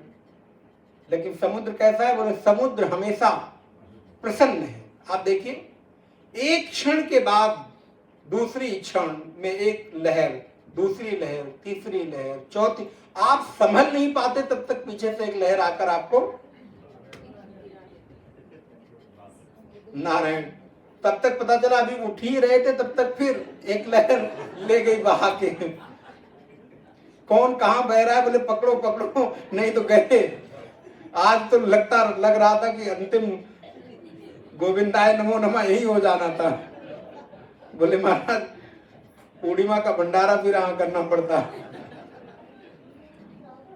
तो बोले महाराज एक के बाद एक, क्या है ये? समुद्र का उत्साह है।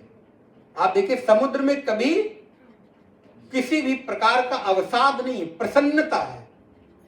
बोले मैंने समुद्र से सीखा है हमेशा प्रसन्न रहना, मुस्कुराते रहो, गीत गाते रहो, ये जीवन मिला हरि भजन के लिए, हरदम हरि को मनाते रहो। ये जिंदगी है मिली खुश दिली के लिए, सबको गले से लगाते रहो, मुस्कुराते रहो, गीत गाते रहो। बोले प्रसन्नता पूर्वक जीवन में रहो। उदासी के तो बहुत सारे क्षण आएंगे ही, उदासी के तो बहुत सारे अवसर मिलते ही हैं आपको, लेकिन उन अवसरों का उपयोग न करके आप हमेशा मुस्कुराते रहो, प्रसन्न रहो। आपकी प्रसन्नता को देखकर दूसरे को भी प्रसन्न रहने का स्वभाव बन जाए, दूसरे भी आपसे प्रेरणा लें। देखो जब देखो तब इनका चेहरा हंसमुख रहता है, लेकिन हम हमेशा छोटी सी भी परिस्थिति आई तो इतना उदास, इतना हड़बड़ा जाते हैं, इतना ज्यादा परेशान हो जाते हैं। अरे किस बात की चिंता? आपसे अधिक आपके बारे में सोचने वाले परमात्मा बैठे हैं और सोच रहे हैं। तुम ज्यादा चिंता मत करो। तुमने चिंता कर करके अपनी सारी ये हालत कर रखी है। चिंता न करते तो ठीक रहते। इसलिए महाराज दत्तात्रेय कहते हैं मैं समुद्र से सीखता हूं प्रसन्नता और गंभीरता। ध्यान रखिए, गंभीरता कैसी? बोले मर्यादा का उल्लंघन। आप देखिए समुद्र के किनारे कितने शहर बसे हैं, हजारों हजार करोड़ का व्यापार समुद्र में हो रहा है, लेकिन समुद्र की लहरें अपनी मर्यादा का उल्लंघन नहीं करती। कभी किसी कारण क्षोभ हुआ तो वर्षों वर्ष में कोई एकाध घटना आपको, नदियों में बाढ़ आते आपको हर साल सुनाई देगी। हर साल गंगा जी में बाढ़ आ गई, कावेरी में बाढ़ आ गई, सतलज में, यमुना में बाढ़ आ गई, इतने गांव बह गए। अच्छा समुद्र में कितनी बार बाढ़ आई कभी सुना? मैंने कहा कभी एकाध बार, वर्षों वर्ष में 10 साल हो गया। आई थिंक सुनामी तुम लोगों को बहुत पहले की 10-15 साल हो गए। लेकिन रोज अथाह जल, नदियों में तो बारिश का थोड़ा सा जल महीने 2 महीने का होता है, बाढ़ आ गई। और समुद्र में तो 12 मास सारी नदियां जल से भर रही हैं, लेकिन फिर भी उसकी एक सीमा है। थोड़ा आगे बढ़ा बस लौट गया। जल अपनी मर्यादा में रहता है। शहर पूरे के पूरे शहर बसे हैं, अगर ऐसा होता तो सारे शहर उजड़ जाते महाराज। लेकिन किनारे होटल्स बनाए हैं, घर बनाए हैं, व्यापार हो रहे हैं। तो समुद्र की उन लहरों से मैंने 2 चीजें सीखी, प्रसन्न रहना और गंभीर रहना। ये दोनों रेयर कॉम्बिनेशन है, ध्यान रखिएगा। प्रसन्नता और गंभीरता दोनों रहे, ये बड़ा रेयर कॉम्बिनेशन। नहीं तो कई बार आप प्रसन्नता में, उत्साह में मर्यादा का उल्लंघन कर जाते हैं। ऐसा ना हो। आनंद करिए, प्रसन्न रहिए, गीत गाइए, संगीत गाइए, उल्लास उत्साह मनाइए, उत्सव मनाइए, लेकिन मर्यादा कभी भंग न होने पाए। समुद्र की तरह मैंने समुद्र से ये सीखा। और हे राजन, मैंने पतंगे से सीखा। पतंगे से क्या सीखा? बोले वो आग से मोहित होकर उसमें कूद पड़ता है, अपनी जान दे देता है। बारिश के समय में देखिए एक दिया जलाइए, उसके इर्द गिर्द कितने सारे पतंगे मरे पड़े रहते हैं। लेकिन नारायण, उस मोह के कारण पतंगा अपने आप को समाप्त कर देता है। इसलिए मैंने पतंगे से निर्मोहता सीखी है। मोह मत करो और परस्पर कामनाओं वासनाओं से जितना बच सके उतना बचे। मैंने ये सीखा, क्योंकि एक ही व्यक्ति के चित्त में मोह का अधिक प्रबल संभावना रहती है स्त्री पुरुष के प्रति होने वाले आकर्षण में। मैंने उससे अपने आप को निर्मोह कर लिया। मैंने नारायण विभिन्न प्रकार के पुष्पों से शहद को, उसके पराग को चुनने वाले भौरे से सीखा। जहां से जो अच्छा मिले उसको ग्रहण कर लो। सार सार को गई रहे, थोथा दे उड़ाए। साधु ऐसा चाहिए जैसा सूप सुभाए। सार सार को गही रहे, थोथा दे उड़ाए। साधु को सूप के जैसा होना चाहिए। बोले सूप जैसे धान को पछोरते समय भूसी को उड़ा देता है और धान को, चावल को अपने गर्भ में रख लेता है, अपने पेट में रख लेता है, भूसी उड़ा देता है। दाल को अपने पास रख लेता है, दाल में जो कीड़े पतंगे भूसी उनको हटा देता है। बोले ऐसे ही साधु को भी चाहिए। साधु ऐसा चाहिए जैसा सूप सुभाए, सार सार को गही रहे, थोथा दे उड़ाए। अच्छी अच्छी चीजों को ग्रहण कर लो और चीजों की तरफ ध्यान मत दो। कहीं जाओ अगर कुछ अच्छा दिखे ग्रहण कर लो, नहीं तो उधर ध्यान ही मत दो, छोड़ो, जाने दो। जीवन में एक सूत्र अपनाओ, कभी आपको जरूरत पड़े छोड़ो, जाने दो। ये एक लाइन आपको बहुत सारे विकारों से बचा लेगी। अगर आप हर जगह अपने आप को इन्वॉल्व करोगे तो परेशान हो जाओगे। इसलिए घर, परिवार, समाज, कभी भी अगर जो परिस्थिति आपके बस में ना हो, छोड़ो, जाने दो। छोड़ो यार, जाने दो, ठीक है, जो हो रहा ठीक। ये आपके लिए बहुत महत्वपूर्ण सूत्र है। लेकिन अगर आप उसको पकड़ोगे, बार बार चिंतन, बार बार मंथन, बार बार उसी पे मीटिंग पे मीटिंग, मीटिंग पे मीटिंग, इसलिए जीवन में छोड़ना सीखो। हाँ ठीक है, जो हुआ हुआ, जाने दो। अब हो गया तो क्या कर सकते हैं, कर तो कुछ सकते नहीं। इसलिए मैंने सीखा है भौरे से शहद पराग को ले लो, अन्य चीजों को त्याग कर दो। भौरा भी फूलों के परागों को, रस को पी लेता है, चुंग लेता है और फूल को वैसे का वैसा छोड़ देता। देखिए कितनी क्वालिटी है उसमें।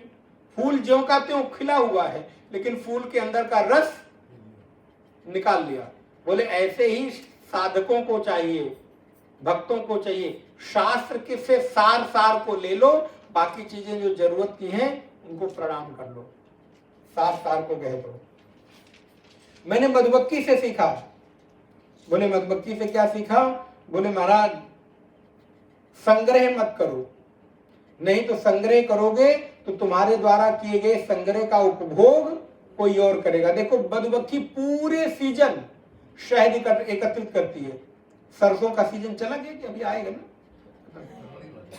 अच्छा फरवरी में। अच्छा अभी तो गेहूं का है, ठीक, सॉरी। तो अब गेहूं के उसमें देखो सरसों के सीजन में विभिन्न प्रकार के मधुमक्खियां सरसों के, मटर के खेतों में जाइए, कितना सुंदर दिखता है।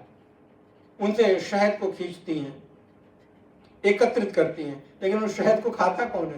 बोले महाराज मैं खाता हूं बड़े चाव से। इसलिए संग्रह करोगे तो उसका उपभोग खुद नहीं करोगे, कोई और ही करेगा। इसलिए जितना है उसका उपभोग करते चलो, खाओ पियो मौज करो, लेकिन नहीं, उस मौज के साथ साथ अपने धर्म का पालन करते चले। इसलिए मैंने सीखा है, मैंने हाथी से सीखा है। मैंने हाथी से क्या सीखा? बोले कभी भी किसी भी पर पुरुष पर स्त्री का स्पर्श ना करो, नहीं तो आसक्ति में आकर वो हाथी अपने आप को बंधा बैठता है, ठगा बैठता है। मैंने ये सीखा है। मैंने मधु निकालने वाले से सीखा है। मैंने मधु निकालने वाले उस व्यक्ति से ये शिक्षा ग्रहण की, न देयम नोपभोग्यम च। बोले वो मधु निकालने वाला बड़ी कठिनाई से धन का संचय करता है, किंतु उस संचित धन को न किसी को दान करता है, न स्वयं उसका उपभोग करता है। और एक दिन आता है कि उसके धन का उपभोग कोई और ही करता है। इसलिए मैंने देखा जितनी जरूरत है उतना रखो, जरूरत से अतिरिक्त चीजों को त्याग करो। आप देखिए घरों में कितनी फालतू की चीजें पड़ी रहती हैं, उपयोग नहीं है, वर्षों से पड़ा हुआ है, अलमारी में बंद है, निकाले दे दूं, नहीं एक बार पहन लूंगा फिर देता हूं, फिर उठा के रख दिया। बोले महाराज फ्रिज आई थी, कब? बोले 4 साल पहले, उसका कार्टून गत्ता निकाल के रखा था, कभी काम आएगा, 4 साल हो गए, उसके ऊपर से धूल ही साफ कर रहे हैं, अभी तक काम नहीं आया। फिर दीपावली आई थी, फिर हमने निकाला था, फेंकने ही जा रहे थे, तब तक फिर भीतर में बैठा हुआ परमात्मा मुझे आवाज दिया, अरे वत्स तुम इतनी महत्वपूर्ण चीज फेंक रहे हो, तुम इस कार्टून को फेंक रहे हो, ये तुम्हारे जीवन में बहुत काम आने वाला है। फिर महाराज मैंने उठाया और अलमारी के ऊपर,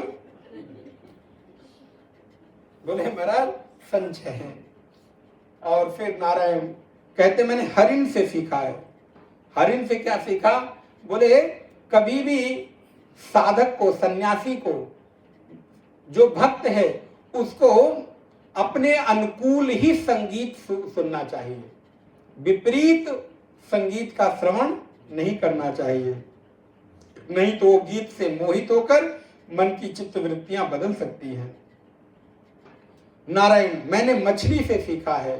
मछली लोभ में आकर मांस के एक टुकड़े को खाने के चक्कर में अपना जीवन गंवा देती। मछली कैसे फंसती है?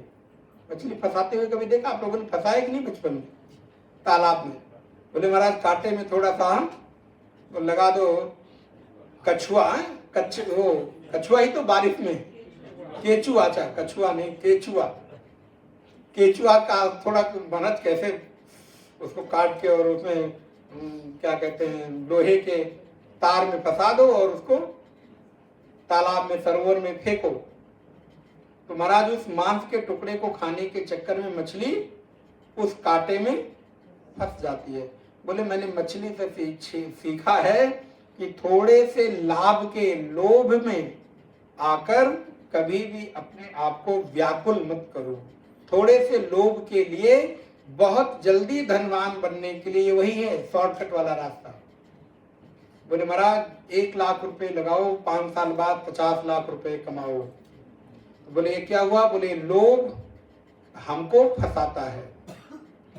बहुत सारी जो बाजार चल रही है इसी पर तो चल रही है, पूरा का पूरा शेयर मार्केट इसी पे तो चल रहा है। वो क्या देते हैं? हमको लोभ ही तो दिखाते हैं, इतना दो, इतने के बाद तुमको अब इतना मिलेगा, फिर इतना मिलेगा, इतने बाद इतना मिलेगा, मिलता कितना मालूम नहीं।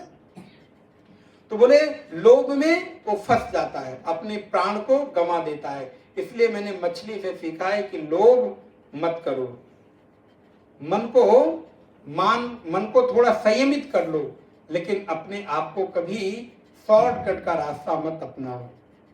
और इसलिए जिह्वा को वश में करना सीखा है। और नारायण फिर पिंगला नामक वेश्या से मैंने सीखा। श्लोक नंबर 22, पिंगला नाम वेश्यासीद विदेह नगरे पुरा तस्या में शिक्षितम किंचिन बोधा नृपनंदन। हे नृपनंदन महाराज, मैंने प्राचीन काल की बात है, विदेह नगर में एक पिंगला नामक वेश्या रहती थी। वो रोज सच समर कर अपने घर के सामने खड़ी हो जाती, ग्राहकों का इंतजार करती, कोई आ रहा है प्रतीक्षा करती कि अब आएगा और मुझे कुछ पैसे देगा, मेरे शरीर का भोग करेगा और मुझे उसके बदले कुछ पैसे मिल जाएंगे। सुबह से शाम हो गई, कोई नहीं आया। शाम होने के बाद मन मसोस कर वो घर में गई, विचार करने लगी, अरे मैं किस लोभ में फंसी हुई हूँ। और मैं बैठकर देख रहा था कि पिंगला की स्थिति क्या है। मैंने उसको देखा, वो घर गई, गांव अपने अंदर गई और उसने विचार किया। पिंगला क्या कहती? बोले पिंगला भगवान को याद करके गीत गाती है। श्लोक नंबर 30 में देखिए। इसलिए समाज में कहीं से भी आप कुछ भी सीख सकते हैं। अहो मे मोह विततिम पश्यता विजितात्मना या कांता दशता कामम कामये एन बालिशः। वो पिंगला विचार करती है कि सुबह से शाम हो गई, कोई ग्राहक नहीं मिला, किसी ने हमारे शरीर का सौदा नहीं किया। घर में जाकर विचार करती है, देखो देखो मेरे मोह का विस्तार तो देखो, मैंने अपने इंद्रियों को तृप्त करने के लिए इंद्रियों को बेचकर कुछ धन के लोभ में अपने पूरे जीवन को नष्ट कर दिया। मैं विषय सुख की लालसा में फंस गई, उलझ गई हूं। देखो तो सही, मेरे निकट मेरे हृदय में परमात्मा सच्चे साथी विराजमान है। मैं उस सच्चे साथी परमात्मा को याद न करके, उसका साथ न करके किसी बाहर के पर पुरुष का साथ खोज रही हूं। नारायण पिंगला बहुत सुंदर कहती है, संतम समीपे रमणम रतिप्रदम बेतप। आप खाली देखिए, आप उसको देखिए। संतम समीपे रमणम रतिप्रदम वेत्तम प्रदम नित्यमिमं विहाय अकामदम दुःख भयादि शोकः मोह प्रदम तुक्षमहं भजेज्ञः।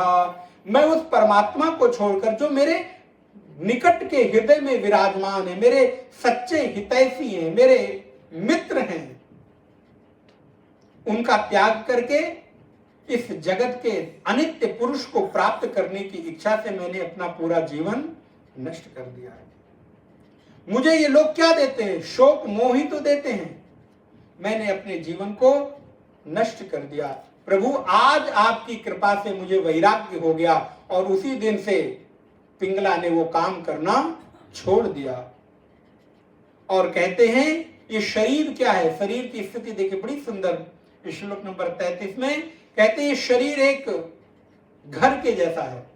जैसे जब घर बनाते हैं तो उसमें लकड़ियां लगाते हैं, पिलर खड़ा करते हैं, बोले वैसे ही शरीर रूपी घर में भी हड्डियों के टेढ़े मेढ़े पिलर खड़े हैं। और नारायण उनके ऊपर चर्म, धातु, मांस, रुधिर, रक्त, मज्जा, इन सबको अंदर में डाल के ऊपर से चमड़ा लगाकर सिल दिया गया। ये शरीर क्या है? यही तो है। इस शरीर में अगर खोजने जाओगे तो क्या मिलेगा? मल ही मल मिलेगा। इस शरीर में रक्त, मांस, रुधिर, मज्जा, चर्म, अस्थि, इसके अलावा क्या मिलेगा? भगवत्पाद शंकराचार्य भज गोविंद में कहते हैं, नारिस्तन भर नाभि देशम दृष्ट्वा मागा मोहा बेशम। क्या है? बोले एतन मांस वशादि विकारम मनस विचिन्त्य बारम बारम। एतन मांस वशादि विकारम, ये शरीर एक मांस का विकार ही तो है, मांस का टुकड़ा ही तो है, जिसको चमड़े में लपेट के रख दिया गया। मिलता क्या है? ये शरीर में जब कोई कट लग जाए तो देखो इसकी सुंदरता। जिसको बहुत प्रेम करते हो, किसी को सफेद दाग हो जाए तो पता चले। जिस शरीर को देखकर मन मोहित होता जाता है। नारायण दत्तात्रेय ऋषि कहते हैं ये शरीर ऐसा ही है।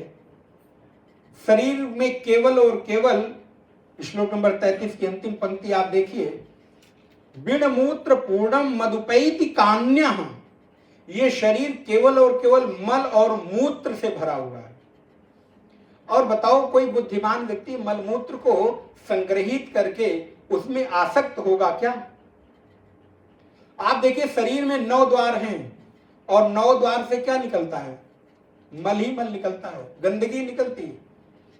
जिन आंखों को देखकर आप सुंदर गीत गाते हो ना, जिन बालों को लेकर आप सुंदर सुंदर रचनाएं करते हो, रेशमी जुल्फें और ये कौन सी आंखें, तोरबती, हाँ शरबती, पता नहीं शरबत जैसी,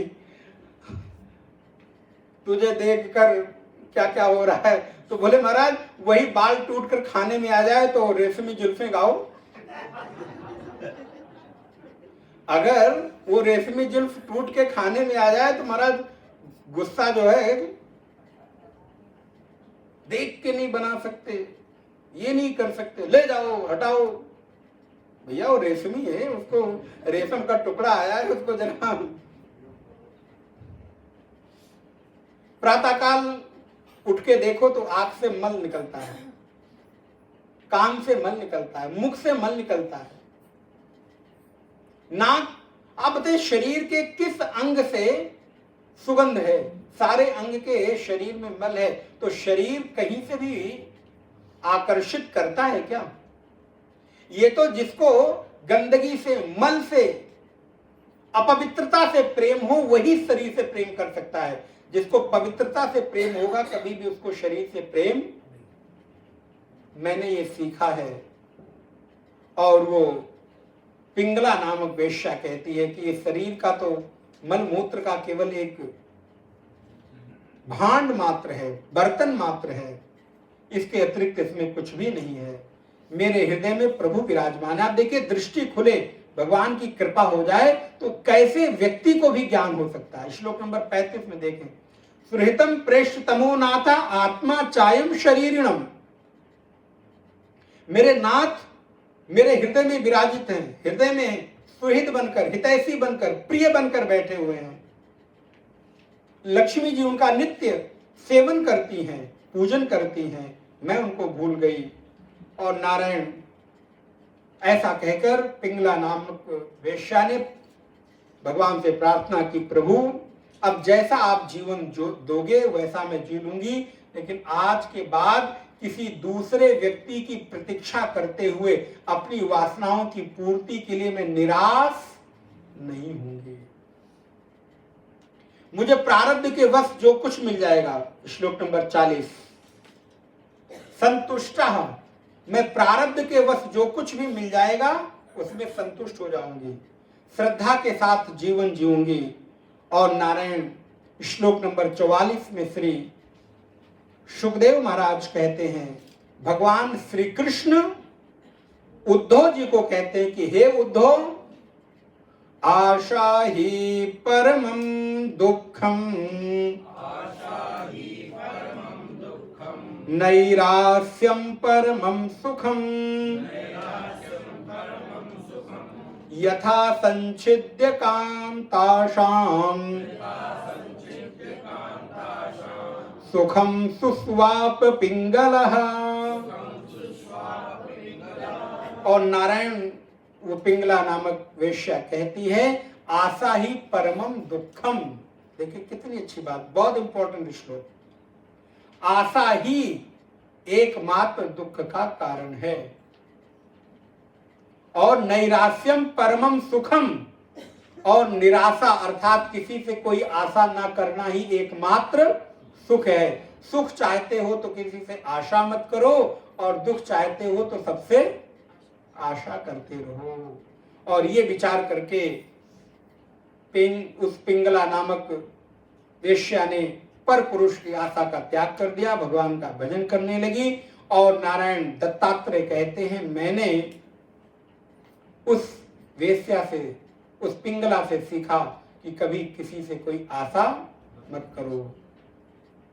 संसार से आशा न किया करना, जब कोई न हो अपना, सिया राम कहा करना। श्री कृष्ण गोविंद हरे मुरारे, हे नाथ नारायण वासुदेव। श्री कृष्ण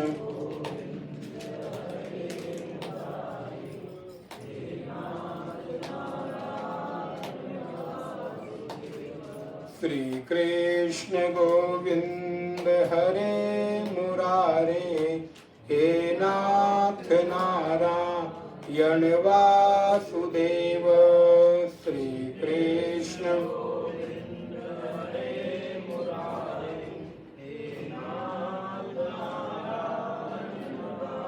सुदेव। श्री कृष्ण गोविंद हरे मुरारे, हे नाथ नारायण वासुदेव। श्री कृष्ण